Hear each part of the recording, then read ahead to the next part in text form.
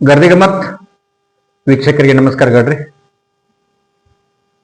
Gardigammat page follower ಆಗ್ರಿ, YouTube subscribe ಆಗ್ರಿ, share ಮಾಡ್ರಿ, like ಮಾಡ್ರಿ.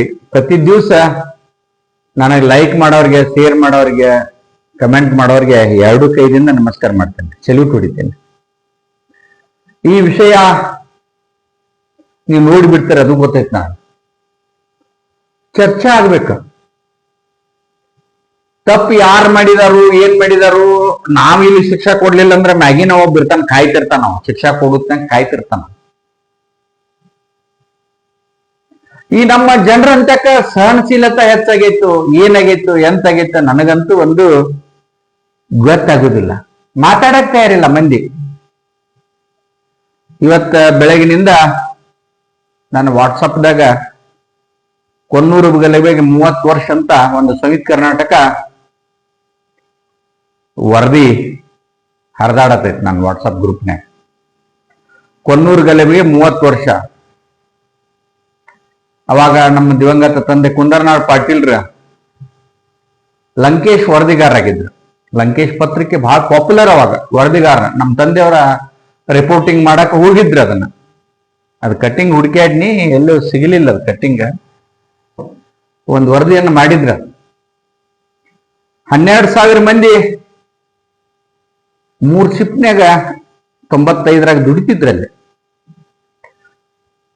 ಇವತ್ತ ನಾನೊಂದ್ಸಲ ಅಲ್ಲಿ ಹೋಗಿದ್ನಿ, ಲೈವ್ ಅನ್ನು ಹೋಗಿದ್ ನಾನು.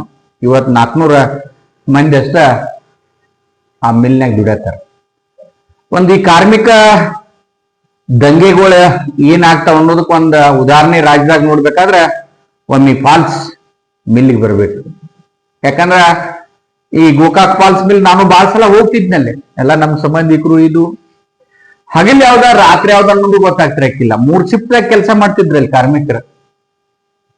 ಅಲ್ಲಿ ಫಾಲ್ಸ್ ಆಗ್ಲಿ, ಮಾಣಿಕವಾಡ ಆಗಿ, ಮರಡಿಮಠ, ಮೇಲ್ಮಟ್ಟಿ, ಗೊರ್ಚನ್ಮಲ್ಕಿ, ಮಾವನೂರಾತು, ಕೊನ್ನೂರ, ಸಾವಳ್ಗಿ, ಶಿವಾಪುರ, ಈ ಕಡೆ ಕರ್ಗುಪಿ, ಬಸಾಪುರ್, ಪಾಶಾಪುರ್ ಮಠ ದಿನ ಕಾರ್ಮಿಕರು ತಮ್ಮ ಕೆಲ್ಸಕ್ಕೆ ಹೋಗುದು ಸೈಕಲ್ ಮ್ಯಾಗ, ಕೆಲಸದಿಂದ ಬರುದು. 4,000 ಜನ ಒಮ್ಮೆ ಹೋಗುದು, 4,000 ಮಂದಿ ಹೊರಗೆ ಬರುದು, ಮತ್ತೆ 4,000 ಮಂದಿ ಹೋಗುದು.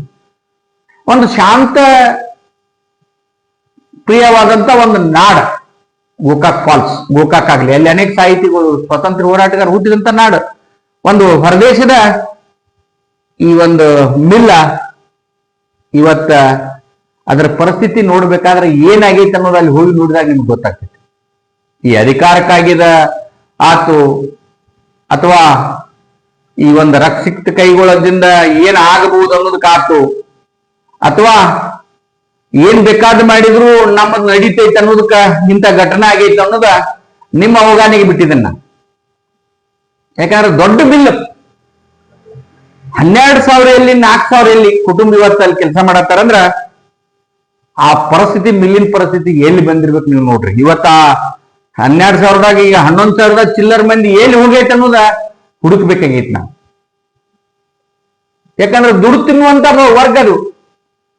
ರಾಜಕಾರಣ ಗೊತ್ತಿಲ್ಲ, ಆದ್ರೆ ಒಂದು ಮಿಲ್ಲಿನಾಗ ದುಂಬಿಡಿ ಆದಾಗ ಹೊಡಿಬೇಡಿ ಕಡಿಯಿಂದ ಇವತ್ತು ಆ ಮಿಲ್ ಬಂದಾತು. ಆ ಕುಟುಂಬಗಳ ಇವತ್ತಿಗೆ ಅವ್ರ ಜೀವನ ಅಸ್ತವ್ಯಸ್ತ, ಅವ್ರ ಮಕ್ಕಳ ಶಿಕ್ಷಣ, ಒಟ್ಟಾರೆ ಆ ಮಿಲ್ಲಿನ ಮ್ಯಾಗ ಬದುಕಿದಂತವ್ರು ಇವತ್ತ ಅವ್ರನ್ನ ಹುಡುಕುದು ಬಹಳ ಕಠಿಣ ಹಿಡ್ದೈತಿ ನಮ್ಗೆ. ಒಟ್ಟಾರೆ ಈ ಒಂದ ಘಟನೆಯಾಗಿ 30 ವರ್ಷ ಆತ್ಮಾವಲೋಕನ ಮಾಡ್ಕೋರಿ ಎಲ್ಲಾ ರಾಜಕೀಯ ನಾಯಕರು ನೀವು. ಯಾಕಂದ್ರ ನಾವು ನಮ್ಮ ಕಣ್ಣು ಉಜ್ಜರ್ ನೋಡಿದಂತ ಘಟನಾವಳಿಗಳು, ಯಾವುದೇ ಪಕ್ಷದವ್ರು ಇರ್ಲಿ, ನೀವು ಆ ಮಿಲ್ಲಿನಿಂದ ನಿಮ್ಗೆ ಉಪಕಾರ ಆಗೈತೋ ಇಲ್ಲೋ, ಅಥವಾ ಅದರಿಂದ ನಿಮ್ಗೆ ಅನ್ಯಾಯ ಆಗೈತೋ ಇಲ್ಲೋದು ಆತ್ಮಾವಲೋಕನ ಮಾಡಿಕೋರಿ. ಹೊಸ ಮಿಲ್ಲಂಕೆ ನಿಮ್ಗೆ ಯಾವ ರಾಜಕಾರಣಿಗಳಿಗೆ ಸ್ವಂತ ಕಟ್ಟಿಕೊಡ್ತಾರೆ. ಸಹಕಾರಿ ರಂಗದಾಗ ಕಟ್ಟಕ್ ಆಗುದಿಲ್ಲ. ಸಕ್ರಿ ಫ್ಯಾಕ್ಟ್ರಿಗಳು ನೀವು ಸಹಕಾರಿ ರಂಗದಾಗ ಕಟ್ಟಕ್ ಆಗುದಿಲ್ಲ. ಆ ನಾಡಿನೊಳಗ ಏನೇನಾಗೈತಿ, ಎಂತಾಗೈತಿ, ಆ ಮತದಾರ, ಓಟ್ ಹಾಕಿದವ್ರ ಮತದಾರ, ಯಾವ್ದೇ ರಾಜಕಾರಣಿ ಇಲ್ಲಿ 95ಕ್ಕಿಂತ ಮೊದಲಿನಿಂದ ಯಾರ್ಯಾರಾಗಿದಿರಲ್ಲ, ಅಥವಾ ಮಿಲ್ ಚಾಲೂ ಆದಾಗಿಂದ ಅವ್ರ ಕುಟುಂಬದವ್ರು ಉಳಿದಿದ್ರ ಆತ್ಮಾವಲೋಕನ ಮಾಡಿಕೋರಿ. ಯಾಕಂದ್ರ ಇದು ಮುಚ್ಚಿ ಹೋಗುದಲ್ಲ. ಈಗ ನೋಡ್ರಿ, 30 ವರ್ಷ ಆದದ್ ಪೇಪರ್ದೊಳಗೆ ಬರಾಕೈತಿ. ಅದಕ್ಕ ಈ ರಾಜಕಾರಣಿಗಳ ಕಟ್ಟುದು ಕಲೀರಿ, ಮುರಿದು ಕಲಿಬೇಡ್ರಿ ಅಂತೇಳಿ ಗರ್ದಿಗಮ್ಮತ್ ಆಗ್ರಹ ಮಾಡ್ತೈತೆ. ನಮಸ್ಕಾರ.